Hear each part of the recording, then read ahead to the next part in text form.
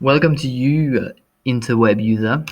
In this video, we're going to talk about modern foreign languages, learning a language, and using the Google for Education suite. So stay with us. Okay, let's begin. First of all, this is one of the activities that I really like to do with my students.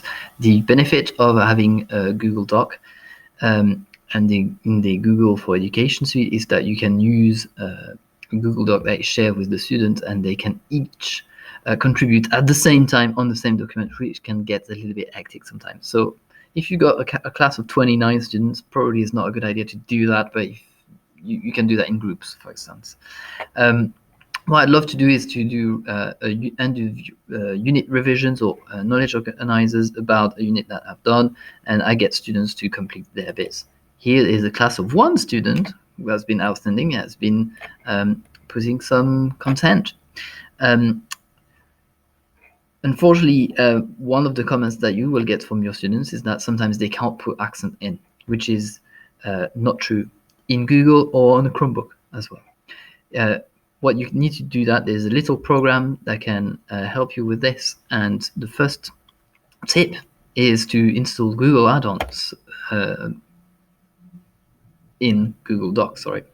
So go to get add-on and type easy accents, and you will get this lovely little window here in the corner that I'm getting right now. This will come up. You can type the language you'd like to have the accents of, and it will open up, and it will give you a choice. You can highlight the bit of the text that you want to change, add the accent you want, and here we go. That has been added, and you could do the rest for the So using accent is very easy with Easy Accent. Easy Accent is completely free, and you can get your IT person to install by default this on all Google Docs, and such is the same with all my little add-ons that I've got here. The other aspect, there is another aspect that you can use in Google Docs, and in Google Docs you can, or in fact in Chrome this time, not in Google Docs, you can use extension apps. And if you want to maximize your workflow as a teacher but also for your students, you can download the Word Reference app. I'm sure everybody knows what Word Reference is about. It's an online dictionary. You can type the sentence or the word, rather, that you don't understand. This is not a translator. And put French to English, search the word, and then you've got the word and the French equivalent. It exists in several other languages. I encourage you to check. Also, if you click on the little arrow, this is a quick tip that I've discovered about this. Very useful to click on there, because you can get to see all the actual tenses and verbs and moods, which the student can use if you teach them what language it is. Mine is in French, but you can have yours in English. That was the first app. The second app is pretty much the same. It's called Le Conjugueur. You can find it online. You can find an English version. Fortunately, it's not very reliable in terms of use, but the content is good. The third one I would like to talk about is this one, Generate Random Students thing. So you can pick one of your Google Classroom, and you would just click on a class there, and then if I click on it, it will give me the name of a student, which I'm not going to do because of data protection purposes. Very great tool, as well as, if you haven't used that before, but that's general teaching and learning tips, you can use the sound meter to check that your class is not too noisy, if you want to make a point that your children should be less noisy. There you go.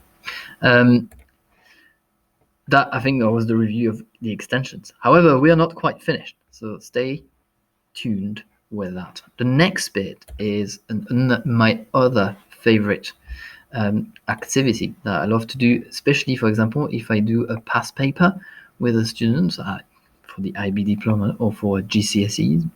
I get them to do the paper, and when I give them the paper back in, I ask them to write down the words or sentences that they don't understand in the text. Then we can go on a task and a little web quest to try to figure out what those words are in English.